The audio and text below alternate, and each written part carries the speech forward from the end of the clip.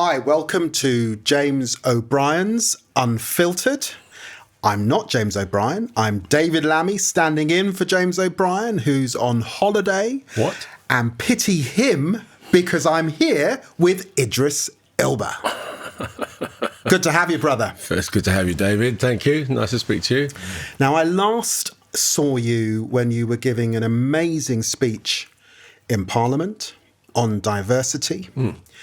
And I tried a few months ago to get you to join me, Lenny Henry, Adrian Lester, Yes. and Ian Wright Yes. at the Chris Rock fantastic gig in the O2, and you couldn't make it. So I'm really glad to see you. Well, thank you for the invite. I was very touched by that, but we were in the midst of... I was talking about my nomadic experience. I was in the midst of moving and doing this, all sorts of things. So was it good? Oh, it was wicked. I'm sure. He made a joke, though, about Tottenham.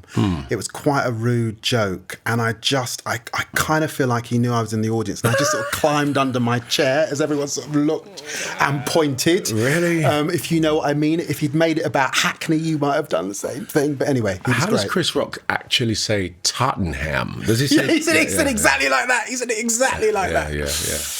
So, I want to start at the beginning of this story, and the beginning of this story is very much you growing up in Hackney, and we're around the same age. You're a little bit younger than me.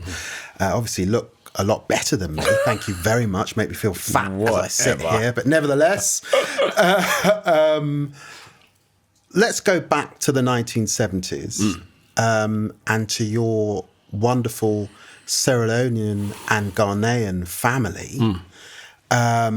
Which for me immediately conjures up wonderful fufu and jollof rice food. Food, yeah.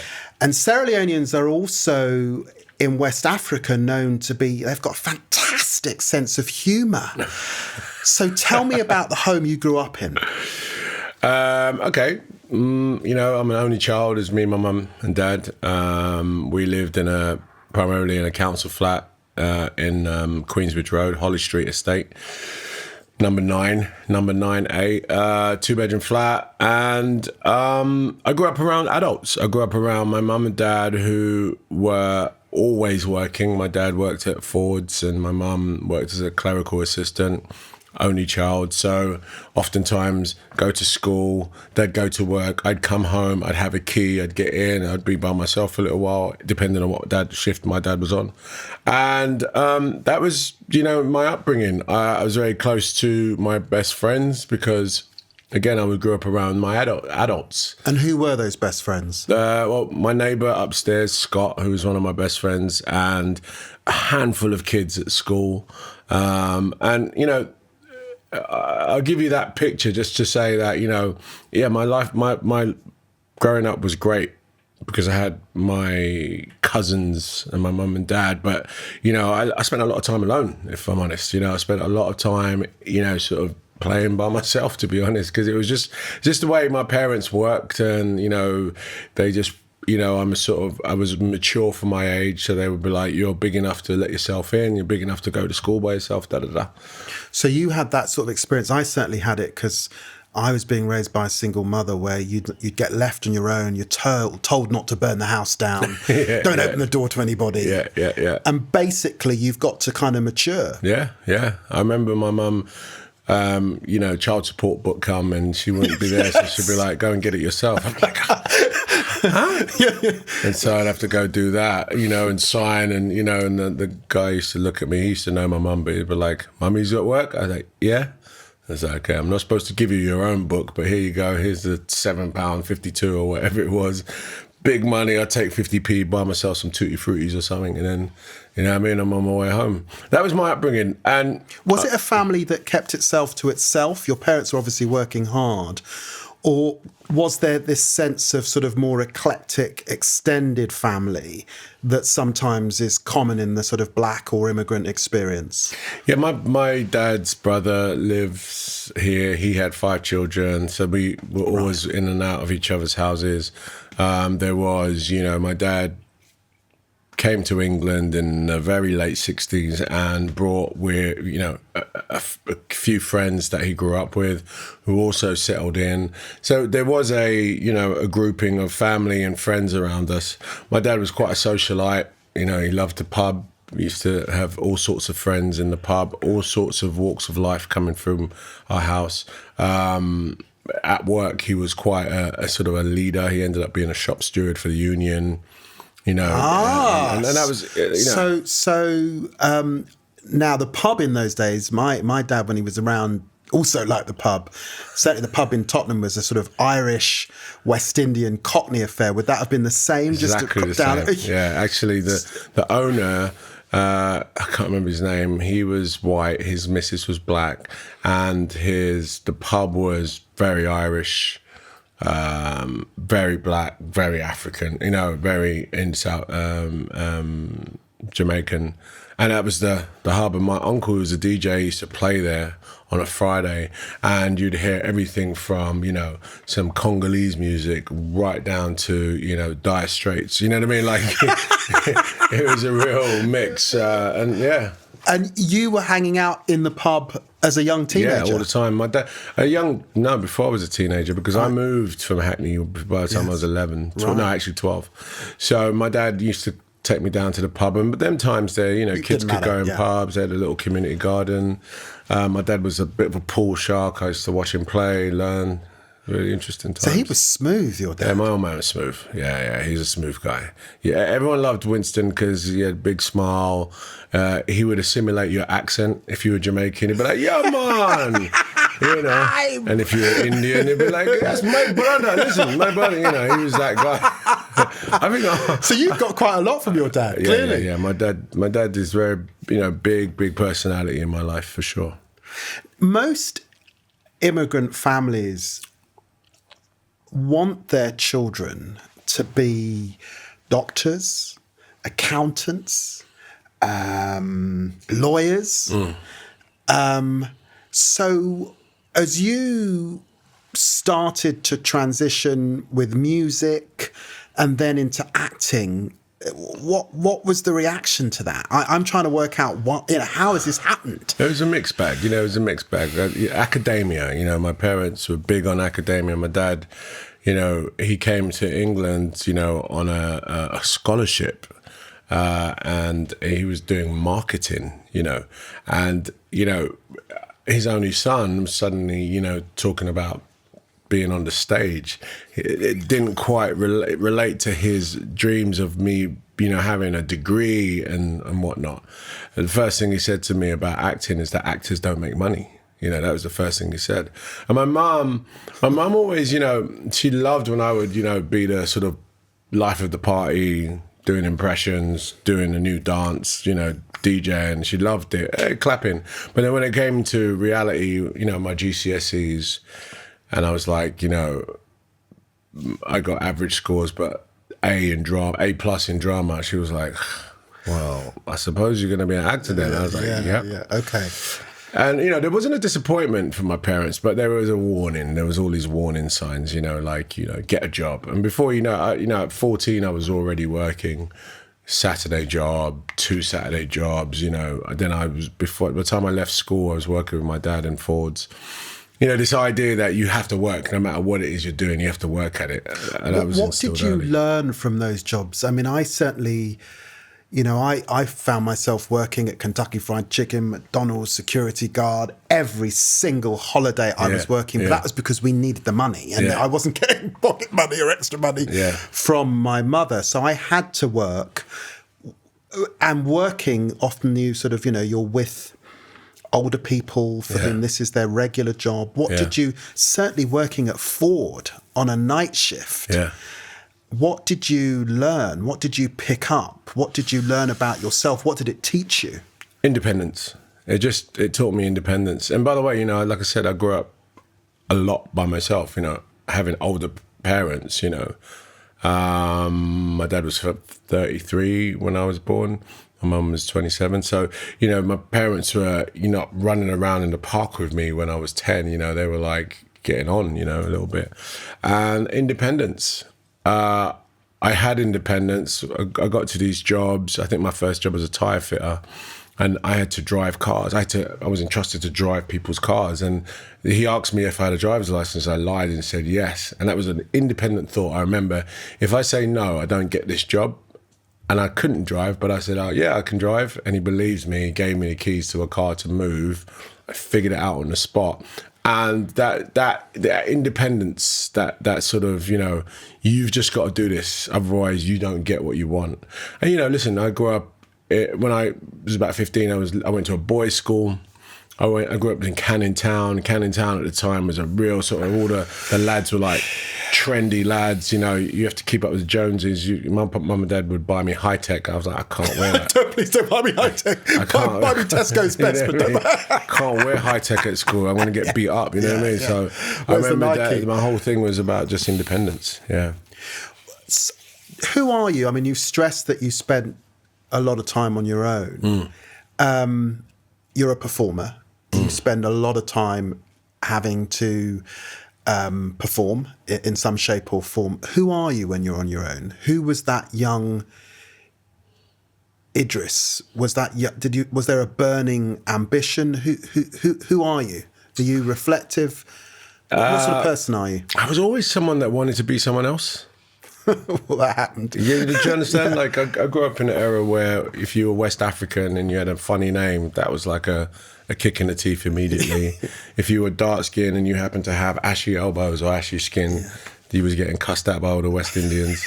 I was just like, man, I wish I was like that. I wish I was like that. Weirdly enough, I remember, sort of thinking, I wish I was a slightly different complexion, or I wish my name wasn't Idrissa. Do you know what I mean? Like, I wish it was Jason.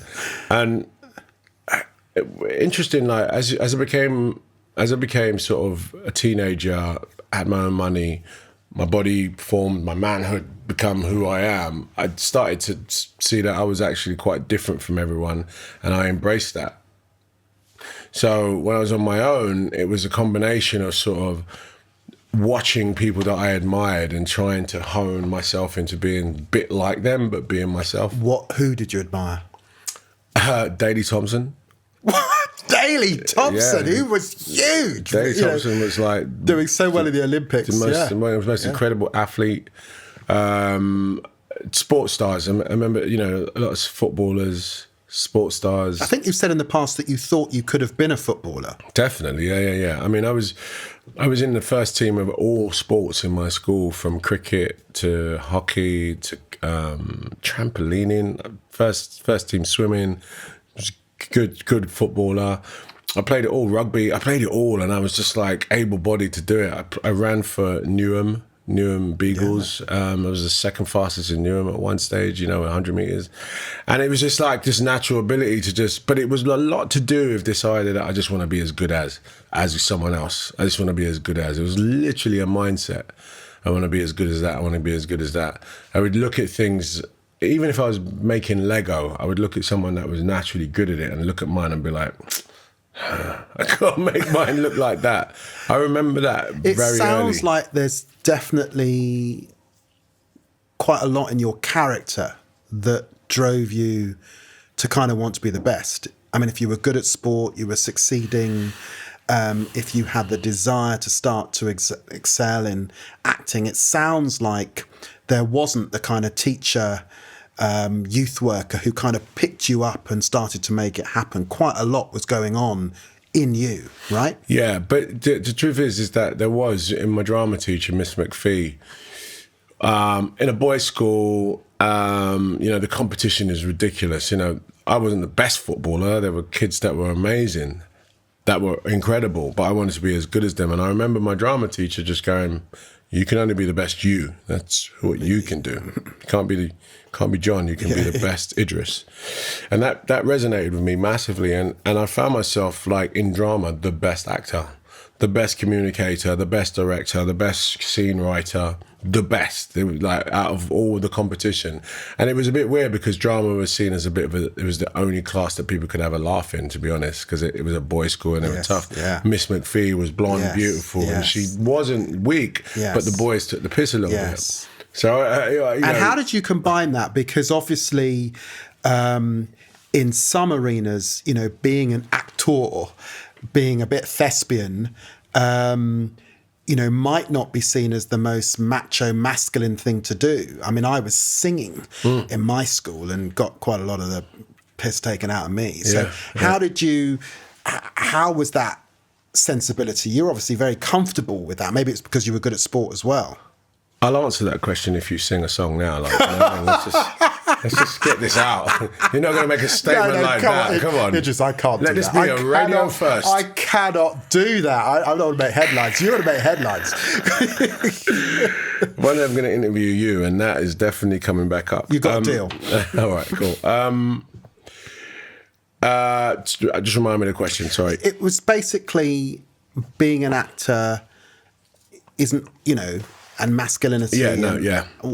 Tell me about that. The navigation of that was basically, I was just the best at it. And when Miss McPhee was like, lads, we're doing this and you're doing it and you're being marked on it, everyone paid attention. And they would come to me and be like, what do we do? What do we do? What do we do?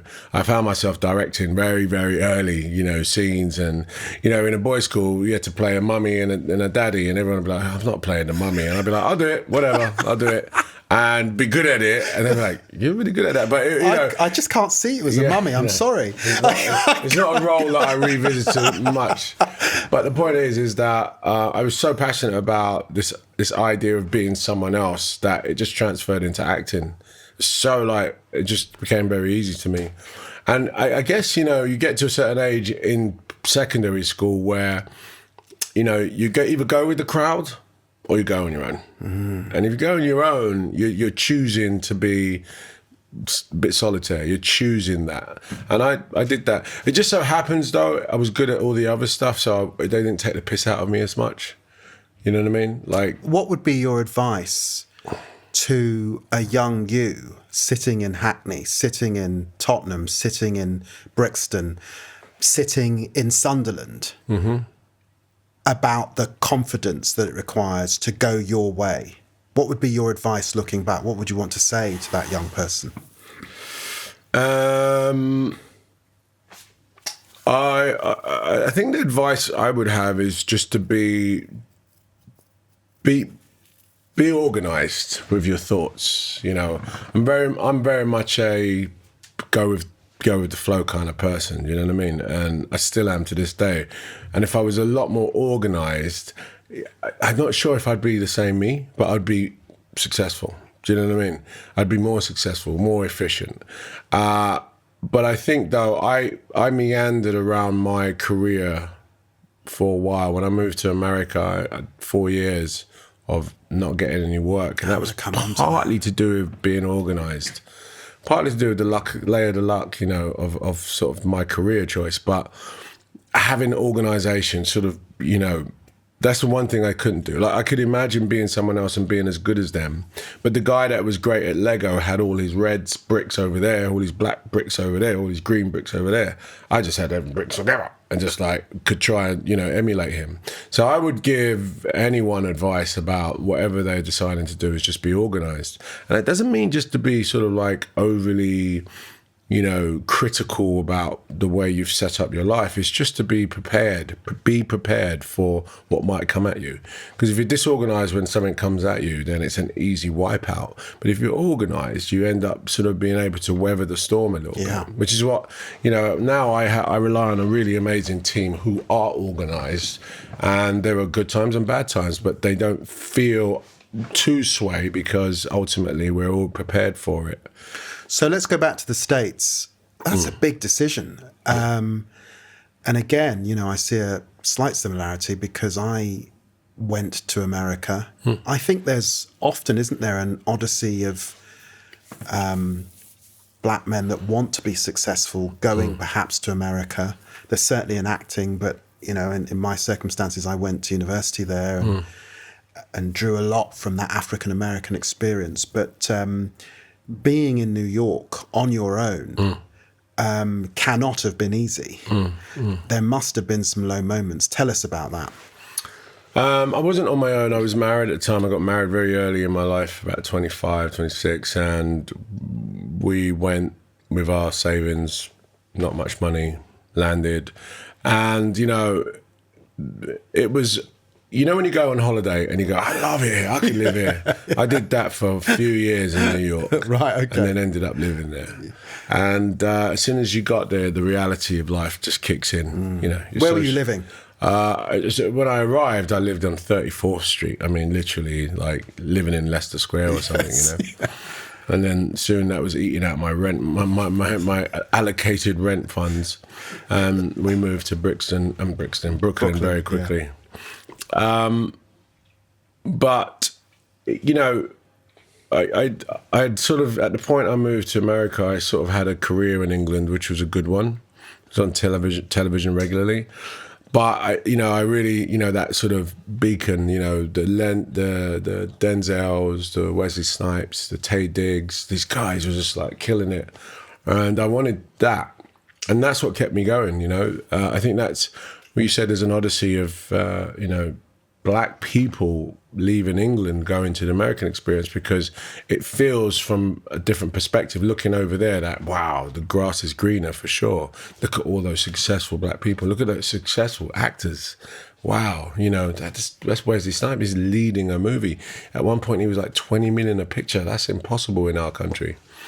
And that was very much part of my journey. Very much, I sort of looked at that. What sort of acting parts did you get in those early days? In America? Yeah. I didn't work for 4 years, so I did a play for Sir Peter Hall, the late Sir Peter Hall. He did Troilus and Cressida off Broadway, and I did an episode of Law and Order. And then I would fly back for smaller parts in bits and pieces in this country. You were picked up for The Wire by someone who saw you in Troilus and Cressida, is that right? Well, Troilus and Cressida was a showpiece of inviting New York casting directors to come. And a New York casting director came. She was amazing. She was lovely. Kim Misha, her name was. And she said, I really like this kid. I'm going to introduce him to someone that I think might help him.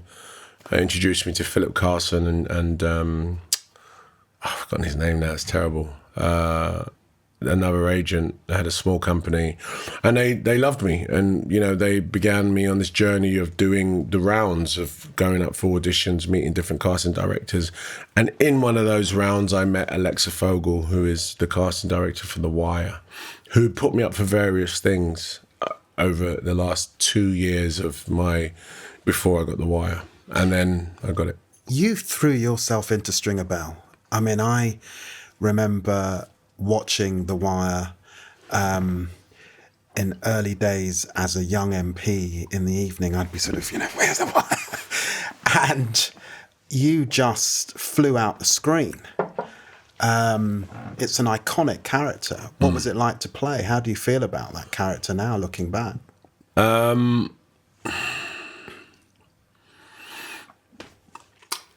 It was, at the time, it was a small role in a TV show. It was a massive opportunity for me to come out of poverty, and B, be seen on a HBO show. I don't think it was ever written to be the legacy it's become. It was really designed to be, a smaller role next to the main role for one season. And, HBO started to witness what was happening in terms of the audience response, in terms of the story writing, and actually reality as to what was happening in Baltimore. And it became a slightly different role and became bigger and snowballed. And to be honest, while I was making it, it became what it is in terms of its iconography much later.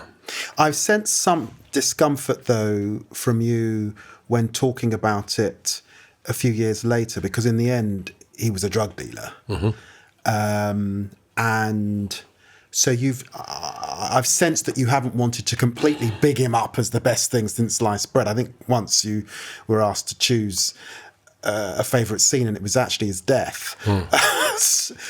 Well, I think that, the death, the celebration of his, I felt it was a very brave thing to do, and ultimately a big statement. So we're all idolising Stringer Bell. okay? But who are we really idolizing? Are we idolizing a smart drug dealer or a dumb narcotics dealer? Like, who are we? What are we saying here?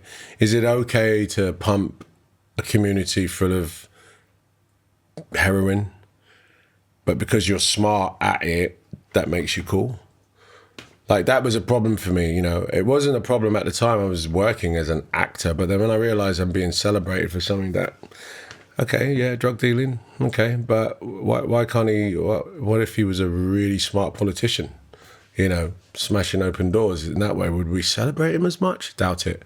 We celebrate him because he's a drug dealer and we can put him in a box. But yeah, oh, by the way, he's learning in school and he's very articulate. You know, it's the irony of it used to just make me laugh, you know. And, you know, I suppose there was not bitterness about it at all. You know, I think it was a very brave move on the writer's heart, the writer and HBO to behead one of the main characters at the height of his thing. Because the truth of the matter is, you know, most drug dealers go to jail at some point in their lives. They get caught. No matter how successful they are, no matter how good to the community they are, they will end up getting caught because what they're doing is illegal. And that's the truth of the matter. So as much as people celebrated the character, the harsh reality is that you'll either get shot or go to jail. I mean, Idris, I sometimes find myself reflecting on the Tottenham in which I grew up and how easy it is to navigate British inner city life today. How easy is it for a young Idris to navigate Hackney or Canning Town and make it out, particularly in the context of drugs and crime? Do you? I know that you've been a very conscious actor. Certainly, you've spoken out about housing, literacy for adults, and certainly about violence and gang crime and opportunities for young people. As you grow to more maturity, do you reflect on that and sort of worry about the ability to make it out with all the temptations of quick money that exists and the problems of drugs in communities like the ones we grew up in? Of course. I mean, like, I'm always conscious about, you know, what popular culture, music, film, whatever you want to call it, social media, is encouraging, is teaching our youth. You know what I mean? My assistant's son is 14 years old. He's a lovely kid. And, you know, I look at him and think, well, you know, the music he likes, the clothes he likes, you know, he's got his eyes all over pop culture. And it only takes him to idolize the wrong person before he goes down that route, okay? Now, for me, you know, it's important, as I keep talking about individualism and, you know, I got a job very early, such. The reason that is important is because you have to have your own mind. You can't blame society for everything. You've got to be able to have your own thoughts. You know what I mean? Amen. And I think that's something that, one thing that you'll see about Idris, I read on Twitter the other day, and this kid, he had highlighted some tune I had done on YouTube, and he said, you know what? It's things like this that Idris does. When Idris does things like this, it makes me think I can do whatever the fuck I want. And I remember thinking, to me, that was the biggest compliment, because I'm not known for making music particularly, yes, yeah. But whatever he thinks about me, he didn't know that about me. And then suddenly he's like, wow, I can do whatever I want. I don't have to follow a route. I don't have to be wowed by everything I'm seeing in a video, or, you know, actually I can follow my own route. And that's important. I think you're probably also a role model big time, because you're what they call, to use fancy words, a bit autodidactic. You are self-taught in music and in acting, in a sense. You didn't go to a big fancy drama school. You kind of made it happen yourself, right? And so that business of doing your own thing, which again has got a sort of African make and mend sensibility is quite strong in you. Yeah, it is, for sure. It's definitely to do with, again, individualism. It's about I don't have fear of failure. You know, failure for me is another opportunity. That's really how I see it. You know, those moments where, you know, I went to a boys' school, and if you said the wrong word in class, everyone would clown you. And then it would be shame for like 2-3 minutes. I never feared that. I would stumble on a word, get the laughter, and keep doing it until I got it right. And that's just my personal thing. Not everyone's built like that. But that's where, you know, I celebrate people that can think on their own. Because if you worry about fear, if you worry about failure, you definitely will not do anything. And that's the only thing I can say. I don't have any particular amazing ability, but my ability is to overlook fear. So therefore, if I overlook fear and I mess up 15 times, it's okay to keep doing it until I start getting good. And then guess what? You become really good at it because of course. Because you just overcome that moment. Yeah. And actually, I think a lot of, you know, going to school, picking drama at a very young age where everyone would clown you if you got up and, all right, so kids, who's going to jump up and pretend to be a fried egg? Man's would be like, no. And I'd be on that floor popping and doing it. They'd be like, it's just so stupid. But before you know it, everyone's doing it. And who's the best fried egg? And that's you know what I mean? Yes. Like that mentality came from not just confidence, but just I'm an individual, innit? You know, that's really where it comes from.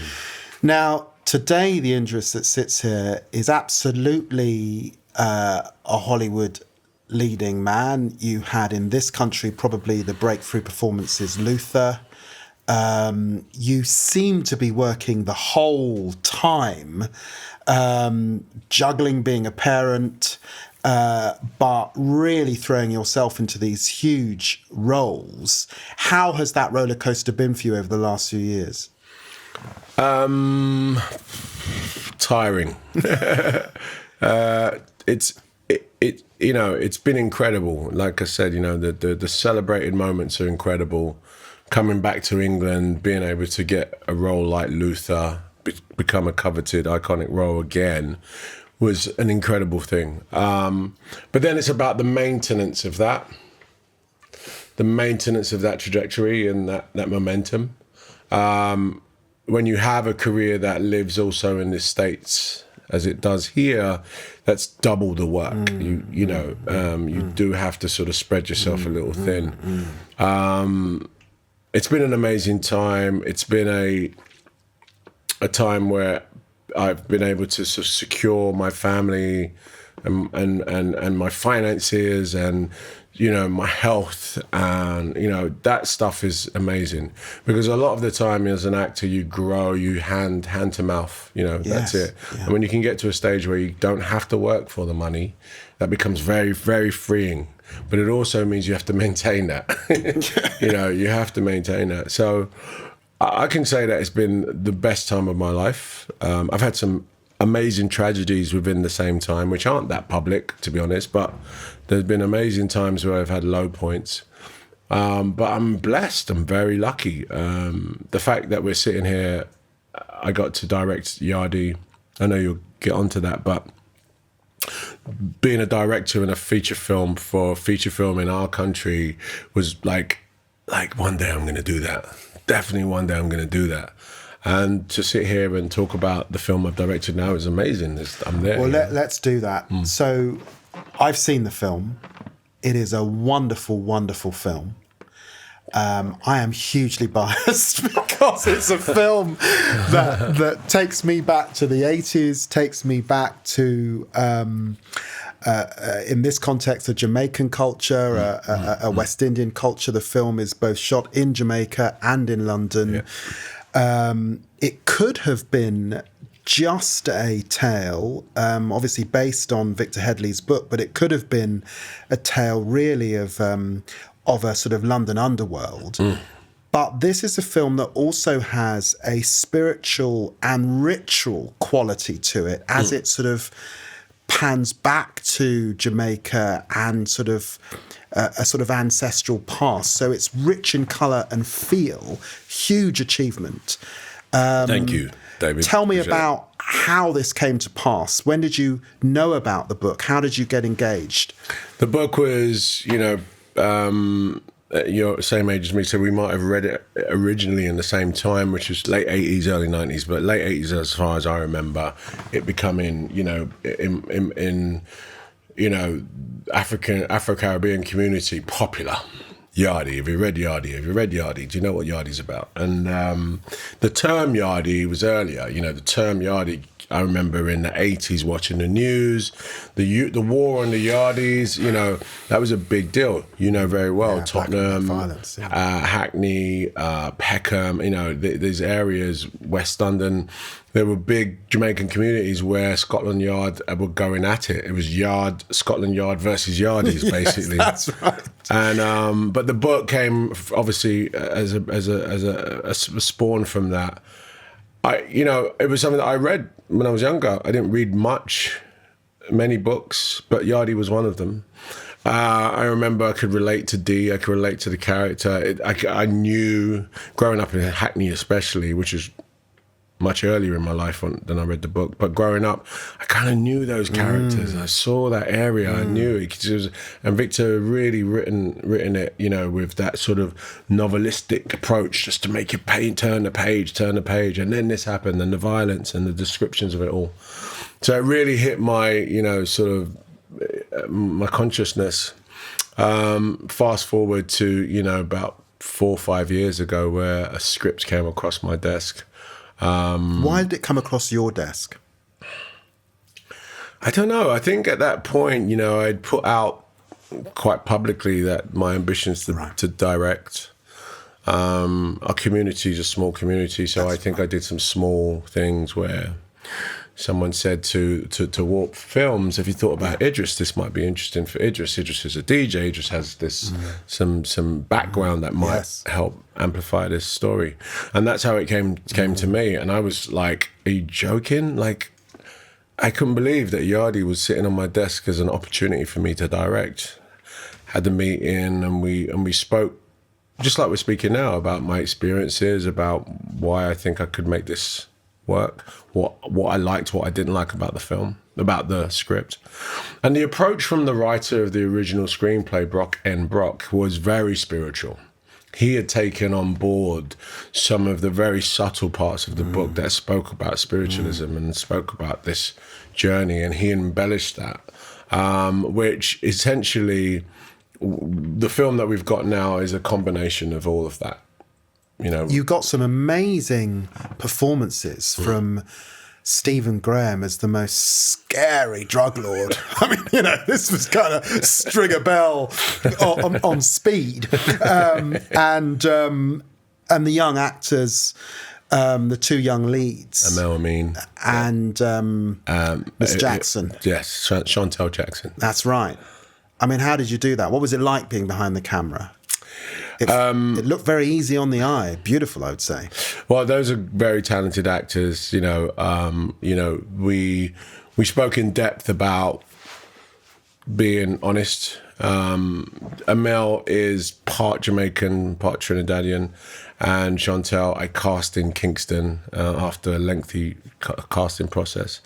And, they both came to the project with their arms open, like, please, please, please, please.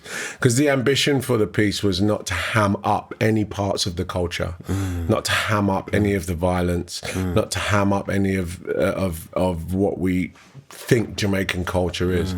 The idea with my cast and my producers was to be really authentic, even if it meant alienating some people, which is, quite honestly, this is not a mainstream film because, unless you are, you can understand Jamaican culture a little bit, you may be lost. Okay, but it is a mainstream film in the sense that there is a moral tale within it that is universal. So City of Gods, for example, was one of the films that we spoke as a wonderful film, but not one of us, you and I don't know, but I don't speak Portuguese. No. Okay. Yeah. Well, I've never been to Brazil.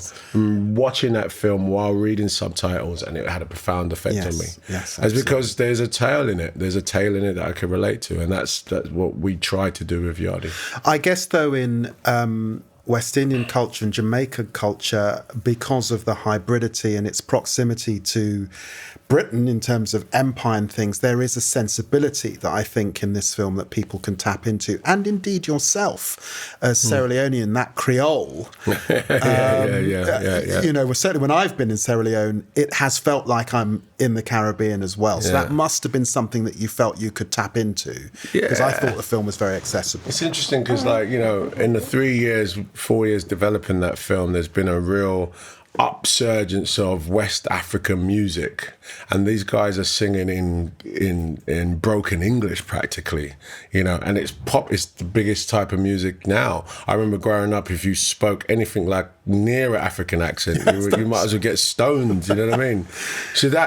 So it was encouraging, because I was like, well, if they can listen to Nigerian music and Ghanaian music and sing along, then a film with Jamaican dialects that's pure isn't going to be too much of a challenge. And, you know, we've been thanked for not diluting the film down, especially in our country. And in places like some American audiences have been like, well done. I mean, it was a struggle, but we got it. We got the sensibility, and we weren't kid-gloved with fake accents. You know, you got real Jamaicans, and that was a real compliment for us. You know, it's been alienating for some audiences, but you know, for most people, get it and appreciate it. What has been the toughest moment in directing and making this happen?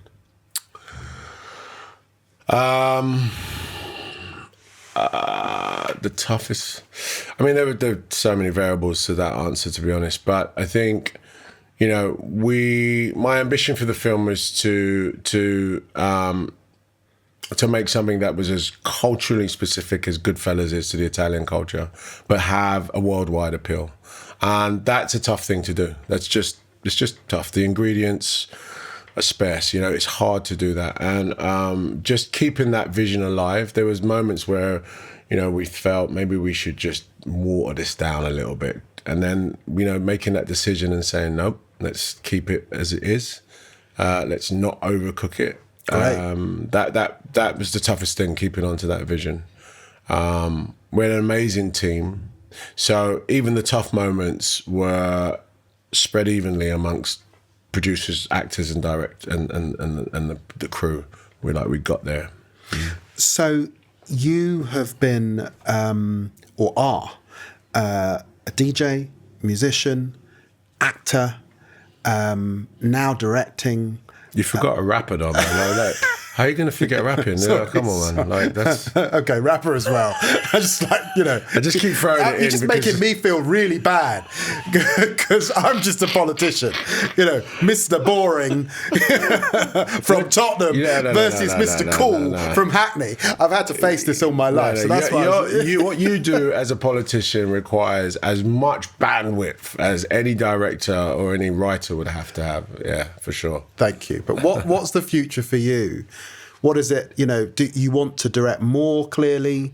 You want to what? I mean, because across these two continents, you know, Luther, TV, film. What's the future? What should people be looking out for? For me, it's like, you know, more of the same. You know, I'm an entertainer. So anything that lives in that under that title is where I think I live the best. I think that at some point I want to hand the baton on, so that will take the sort of form of education of some sort, educator of some sort. I definitely feel like my legacy is to be able to teach some of what I know, which isn't particularly academic, but it's about that life, it's that individualism, it's that perspective. And that may take the form as a program, a school, an academy, whatever that is. I definitely feel like that somewhere in my journey, some sort of education opportunity will be there. Well, it chimes with that theme of giving back and being conscious. And I think certainly from where I'm sitting, I'm grateful for that. Yeah, thanks, man. I'm also grateful to Joe for this opportunity. This has been a wonderful, wonderful interview. Thank you so much, Idris Elba. Go out and watch Yardie. It was fantastic. I appreciate that, man. Thank you. Thanks, brother. That's great talking to you, really. Hello, I'm James O'Brien. Thank you for watching this episode of Unfiltered. Not only is there plenty more where that came from, but there's plenty more to come as well. So make sure you subscribe to Unfiltered and put yourself at the front of the queue for all forthcoming interviews.